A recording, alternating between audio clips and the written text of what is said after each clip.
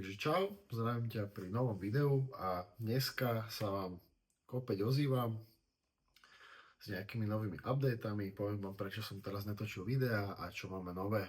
Tak poďme na to. Po sviatkoch som netočil videa, lebo som potreboval trošku odpočinúť, takže mal som trošku tak voľnejšie, čo sa týka točenia, ale stále som makal a v podstate zlepšili sme už aj progres, čo sa týka mojej formy.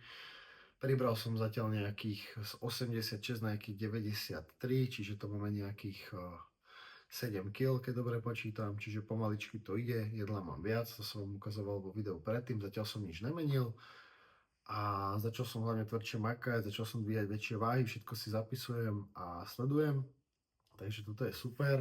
Obehov sa mi čatajú aj nejaké nové spolupráce, tak o tom vás potom informujem a chcel by som si rozobrať dneska nejaké otázky a nejaké veci, ktoré sa mi úplne nepáčia, aj čo sa riešia na internete, takže jedna z vecí je taká, že sa mi nepáči moc to, že vidím to aj u nás vo fitku, hlavne mladí chalani, 13 až 15 roční, miesto toho, aby riešili to, ako cvičiť správne alebo ako jesť správne, hej, tak riešia všetci len to, že si dajú dve predtréningovky, k tomu si dajú energetiák a nedaj Bože, ešte sa bavia aj o dopingu, toto je úplne samostatná téma, k tomu sa vyjadrím niekedy na budúce, o tom môžem spraviť aj video.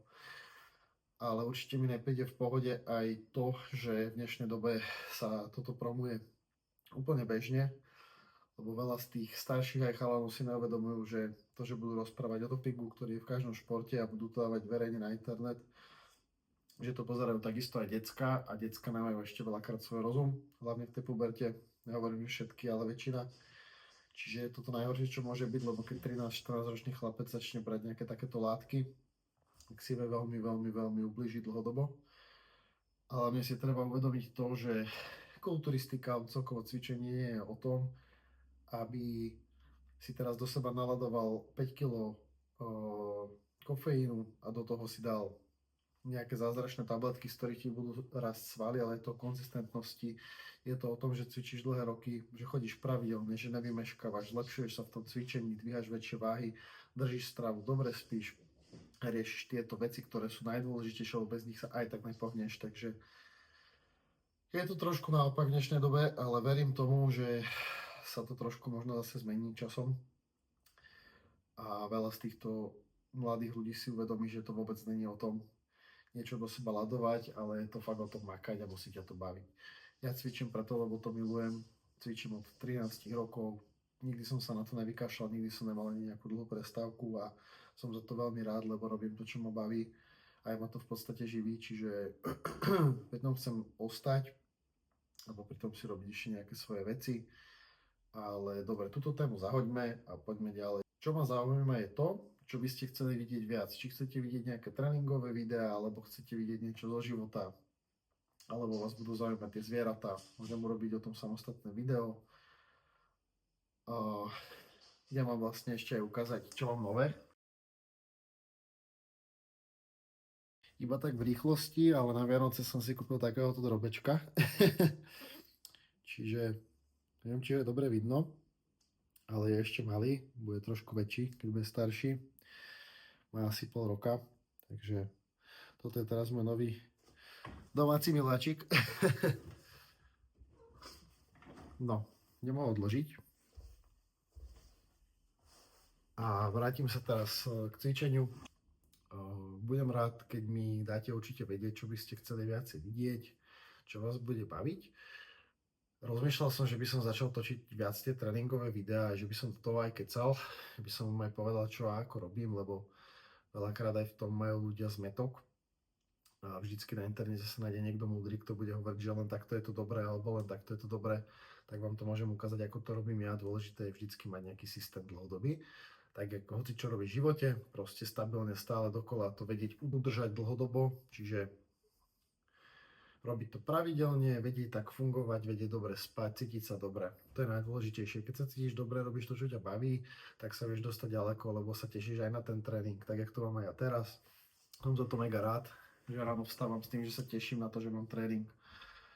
Posúvam to, som stále silnejší, proste naberáme tie svaly a je to super, takže takto by som to chcela mať aj ďalej. Určite sa chcem vrátiť aj k Tomášovi Sentinekovi, boli sme spolu aj cvičiť nohy, lebo mám len taký malý krátky zostrih. Postrihali sme toho nejak veľa, čiže pôjdem tam určite naspäť, keď sa mi vráti auto zo servisu. Natočíme niečo dlhšie. V prvom rade, keď chceš byť dobrý, zameraj sa fakt na tú stravu. Keď nevieš ako, tak sa opýtaj niekoho, kto vie, alebo kto s tým má skúsenosti. Môžeš sa opýtať aj mňa. Určite maj nejaký kvalitný tréning, aby si necvičil len tak, aby to malo nejaký zmysel, aj hlavu, aj petu. A sekundu, mačka tu chce niečo odo mňa. Čo je?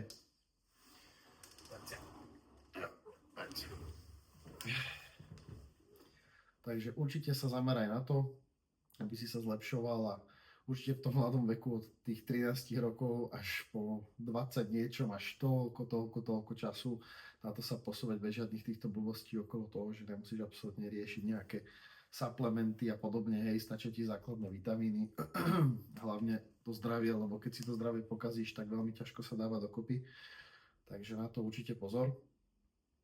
No a čo máme ešte nové?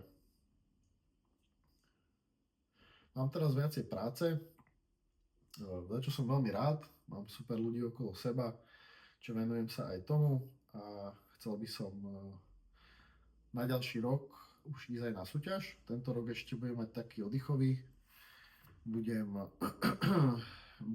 sa dávať dokopy, hlavne čo sa týka aj toho zranenia, čo som spomínal vo videu predtým, že mám otrhnutý ten prsný sval, čiže ten si chcem dať určite dokopy. Tento rok by som chcel ísť na operáciu, aby som to vlastne vyriešil. A keď to bude v pohode, bude to zahojené, tak už potom pôjdem úplne naplno s tým, že pozrieme nejaké súťaže na ďalší rok a verím tomu, že už to bude potom o niečo lepšie. Chcel by som potom točiť aj také videá z prípravy, chcel by som vlastne potom urobiť aj také video, taký trip celý, hej, že ako sa na tú súťaž ide. Pozerali sme už aj teraz nejaké tie súťaže, tam tá Varšava sa nám dosť páčila, čo sme boli naposledy, čiže vidím to na tú Varšavu, ešte možno nejaké Rakúsko, uvidíme, čo tam bude aj podľa financií. A tak, poďme si to teda zrekapitulovať, takže si mladý, chceš byť dobrý, zameraj sa na stravu, zameraj sa na poriadny tréning, potom rieš nejaké doplnky základné, ktoré ti stačia, čiže proteín, možno nejaký kreatín, vitamíny, minerály, nepotrebuješ nič iné. Hlavne nech funguješ v tvojom veku, máš vždycky dosť hormónov, takže tie hormóny treba len naštartovať a treba začať makať. Nechoďte do toho fitka s tým, že si tam dáte večer o 8 4 monstre, jak to vydávam veľmi často a sedíte tam a hráte sa na telefónoch.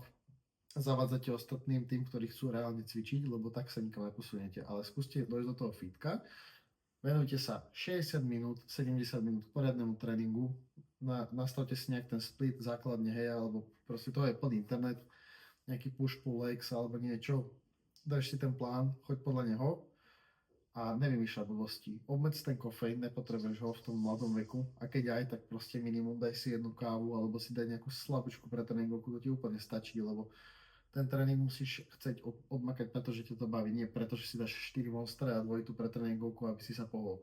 Lebo takým štýlom sa dostaneš do úplnej prdele a odtiaľ už ti nikto nedá dokopy. Takže toto sú posledné slova k tomuto. A ďakujem všetkým, čo toto pozeráte, aj starší. Cením si to veľmi. Cením si každého, kto mi aj komentuje videá, no podporuje, kto mi píše. A vidíme sa na budúce. Dajte mi určite teda vedieť do komentu, čo by ste chceli vidieť, nech to nejako zosystematizujem, čo by bolo ideálne pre vás, čo by ste chceli vidieť, nech mám aj nejaký námet na tie videá a určite sa do toho pustím čo najskôr. Ja chcem to začať strihať, striham si tie videá aj sám, snažím sa byť v tom stále lepší a verím tomu, že nájdeme niečo, čo bude dobré a čo budeme môcť robiť dlhodobo. Hlavne chcem, aby vás to bavilo, aby ste sa tešili na tie videá, aby ste sa niečo aj nové naučili. Nie som taký ten typický človek, ktorý bude len mudrovať a bude vám rozprávať proste najmudrejšie rady na svete, že nič sa nedá inak, ale skôr sa na to chcem vždy tak triezvo pozrieť a povedať vám aj nejaké moje skúsenosti z môjho života. Cvičím za chvíľku 12 rokov, bol som tučný, bol som chudý, mal som 107 kg, mal som aj 50 kg, keď som začal, takže viem aj celkom už trošku o tom niečo. a rád by som pomohol ďalším ľuďom, hlavne mladým a hlavne, aby ste sa nedojebali, takže toľko k tomu. Dobre. Ďakujem za pozretie, píšte mi komenty, čo vás zaujíma. Budem dávať aj na Instagram nejaké otázky, kde sa ma môžete pýtať. Môžeme potom urobiť nejaký pravidelný koncept otázok a odpovedí, kde budem odpovedať na všetky otázky, čo sa budete pýtať od každého. A verím, že niekomu pomôžem, niekoho motivujem. Veľa ľuďom už som v živote pomohol, veľa ľuďom ešte pomôcť chcem, lebo ma to baví, je to môj život, moja životná cesta. Takže ďakujem za pozretie a vidíme sa. Čaute.